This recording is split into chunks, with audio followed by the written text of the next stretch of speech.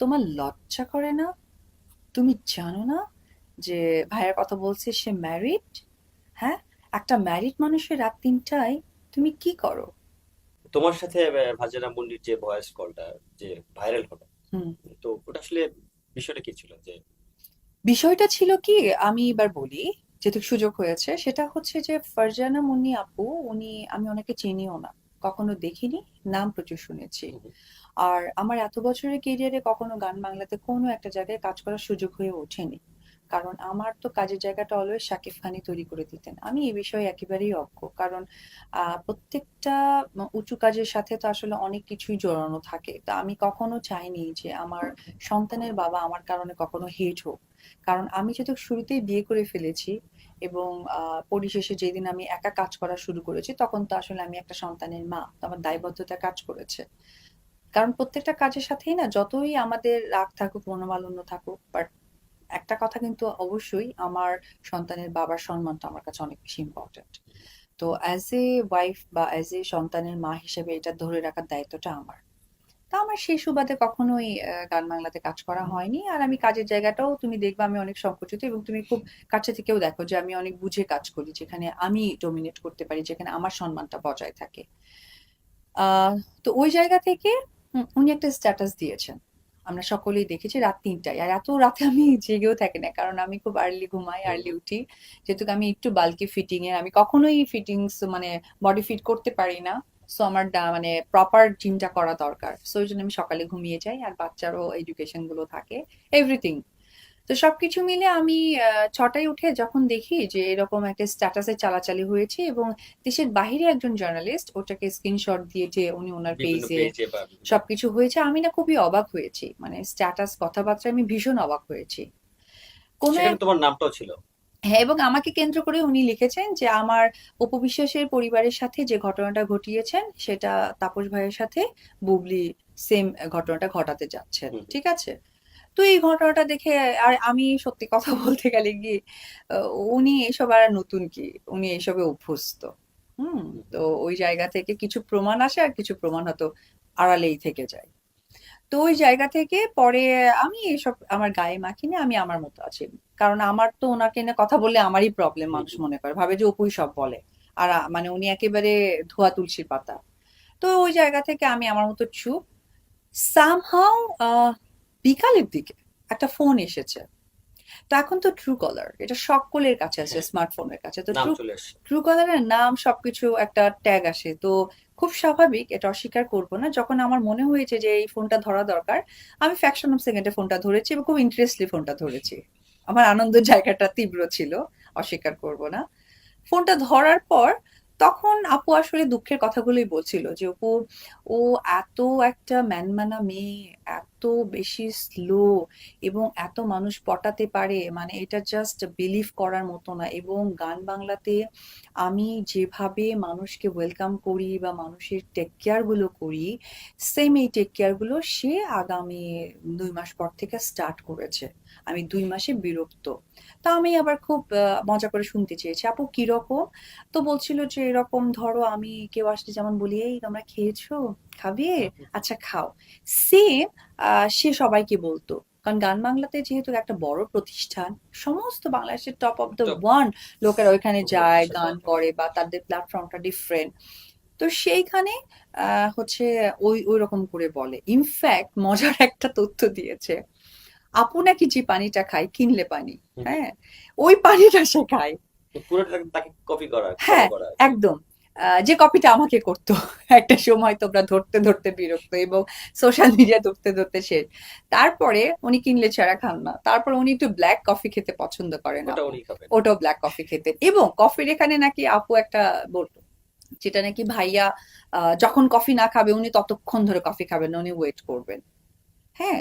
তো উনি বললেন, আমি আবার ওনাকে এক ফাঁকে বললাম, আচ্ছা আপু আপনি যে স্ট্যাটাসটা দিলেন, আবার তুলে দিলেন, হুম, আবার বললেন যে আমার এটা হ্যাক হয়েছে, আবার কিছুক্ষণ পরে ব্যাক আনলেন, আর এর সমস্তটা ঘিরেই আমার নাম কেন আপনি বললেন? হুম, আমি তো আপনাকে চিনিও না, আপনার সাথে আমার ফেসবুকে পরিচয় নেই। হ্যাঁ, আমি আপনাকে চিনি অবশ্যই, ডিউ রেসপেক্ট আপু, আমি আপনাকে চিনি, বাট আপনার সাথে আমার কখনো হাই হ্যালো হয়নি, আমি হুম, আপনাকে ওইভাবে মিডিয়া হিসেবেও চিনি না। কিন্তু আপনি কেন আমাকে এই নামটা ঘিরে বললেন? বলতেছে আমি একদম রিয়ালাইজ করতে পেরেছি যে তোমার ভিতরে সেম কতটা ঘটনাই কষ্ট ঘটতেছে এবং বা কি হতে যাচ্ছে। এবং উনি অসম্ভব লেভেলের ভাইয়াকে লাভ করে, অসম্ভব লেভেলের ভাইয়াকে পছন্দ করে। মানে অবশ্যই একটা হাজবেন্ডকে তো ওয়াইফ লাভ করবেই, এটাই স্বাভাবিক। সে তো অন্য হাজবেন্ডকে না টানাটানি করে ভালোবাসতে আসেনি, নিজের স্বামীকে তো সে ভালোবাসবেই। তো ওই জায়গা থেকে তাই বললাম, আচ্ছা সব করলেন আপনি, আমাকে নিয়ে স্ট্যাটাস দেন, ঠিক আছে আমার প্রবলেম নেই, আমার ব্যক্তি জীবনটা সকলের কাছে দিলেন, বাট আপনি কেনই বলতে গেলেন যে আমি হ্যাক করেছি? হুম, হুম, ইনফ্যাক্ট আবার আপনি রিটার্ন আসছেন আলহামদুলিল্লাহ, তো আপনি আমার নামে স্ট্যাটাস দিলেন, আমার প্রবলেম নাই, বাট আপনি হ্যাকার কেন আমাকে বানালেন? হুম, হুম, হুম, এইটা আমি বুঝতে পারলাম না। বলতেছে অপু আমার জাস্ট মাথায় কাজ করছে না, তোমরা মিডিয়ার মানুষ, আমি কি করতে পারি, আমি সাকিবকে কথাগুলো জানাতে চাই। তখন সাকিব তোমার দার্দের শুটিং এর জন্য বেনারসে। আমি তখন তাকে এসএমএস করলাম দিস আম দিস, সে নাম্বার চাচ্ছে দিব কিনা। তো আমি বললাম ওকে ফাইন। তো এই কথা বলে আমি তাকে নাম্বারটা দিয়ে দিয়েছি, সে নাম্বারটা পেয়েছে। নাম্বারটা পাওয়ার পর সে কয়েকবার কথা হয়েছে এবং আপু কথা বলেছিল তোমার অলওয়েজ যখন ভাইয়া বাসা থেকে বেরিয়ে যেত তখন, এবং ভাইয়া অলওয়েজ বিকেলে বাসা থেকে বেরিয়ে যেত, তখন ওর সাথে কথা হয়েছে। তো এই কথাগুলো আমি আমার যেগুলো তোমরা সোশ্যাল মিডিয়ায় জেনেছো, আই থিঙ্ক আমি একটু নোট করে দিই। শাকিব খানের একটা ভয়েস রেকর্ডও মনে হয় কোন হুম, একটা চ্যানেল থেকে বেরিয়েছিল, হুম, সেখানে হুম, তো শাকিব খান একটা জায়গায় বলেছে যে আহ, যে কথাগুলো অপু বিশ্বাস বলেছে সে কথাগুলো তো আমিও জানি, হুম, হুম, আমার কাছেও আছে। হুম, বলেছে। ওয়ারিস, আমি কথাগুলো বলতে চাই না, যেহেতু একটা রেসপেক্টের জায়গা আমি ধরে রেখেছি আমার সন্তানের জন্য, এবং অনেক কিছু আমি আমার ঘাড়েও নিয়ে নিই। হুম, হ্যাঁ, তো তাহলে কথাগুলো তো দুজনের মধ্যেই জানা। হুম। না সে তো কি একটা মানে আরো এর আগেও বলেছেন যে তাদের সাথে কোনো রকম সম্পর্কও নেই। না। তার মানে হ্যাঁ, যদিও সেটা সম্পর্ক নেই এখানেই সীমাবদ্ধ রেখেছেন, বাট বৈবাহিক সম্পর্ক যে ডিভোর্স বা বিয়ে করা এটা নিয়ে সে আসলে কখনই কথা বলেননি। হ্যাঁ, হ্যাঁ।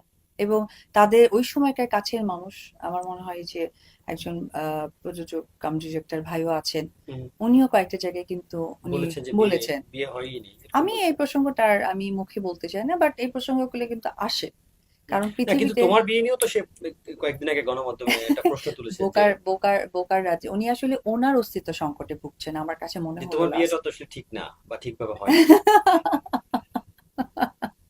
হ্যাঁ, উনি উনি আসলে আমার মনে হয় যে ওনার ডাক্তার দেখানো উচিত, ওনার সুস্থ ট্রিটমেন্ট দরকার। কারণ উনি, মানুষ অস্তিত্ব সংকটে ভুগলে অনেক কিছুই হতে পারে। আমার মনে হয় ওনার আহ, একটা ডাক্তার দেখানো দরকার। যেমন আমি বলি তোমাকে এই কথাটা একটু শেষ করে নিই। তো আপু যখন আমাকে বললেন, তখন আপু আমি বললাম যে আপু আপনি তিনটাই কেন মানে স্ট্যাটাসটা দিলেন, স্ট্যাটাস এটার দিলেন। ব্যাখ্যাটা আমাকে দেন। তখন বলল যে আপু আমি ভিডিও কল করেছি তোমার ভাইয়াকে, হুম? আর আমাকে ভাইয়ার কাছে এতটাই খারাপ বানিয়েছে, মানে পৃথিবীর শ্রেষ্ঠ খারাপের একজন আমি আর কি। সো হোয়াট, আমার আমার ফ্যামিলি ভালো থাকলে আমার ভালো, আমার লোকের থেকে ইম্পর্টেন্ট, আর আমার ফ্যান ফলোয়ার্স অলসো। তো ওই জায়গা থেকে ভাইয়াকে যখন ফোন করেছে তখন নাকি যে বাথরুম যে, তো ভিডিও কল মানে তো অবশ্যই হুম, আশেপাশে হুম। সবকিছুই দেখা দেখা যায়। যাবে এনভায়রনমেন্টটা। তখন নাকি ভাবি বলেছে যে আমি জানি উনি আছেন, ও কোথায়। তো ওনারাই একটা বাসার প্লেসটা জানে যে আসলে ডান দিক থেকে কোথায়। বের হলে ওটা বাথরুম থেকে বের হওয়া, না বাম দিক থেকে বের হলে ওটা কিচেন থেকে বের হওয়া, রাইট? হুম, হুম। তো উনি যেদিক থেকে বের হয়েছে ওটা নাকি বাথরুমেই ছিল, বাথরুম প্লেস থেকে। তো বের আচ্ছা। করে এসে উনি ক্যামেরার সামনে এসে নাকি ফ্যাক করে হাসি দিয়ে দিচ্ছে। বুবলি হাসি দিচ্ছে। হ্যাঁ।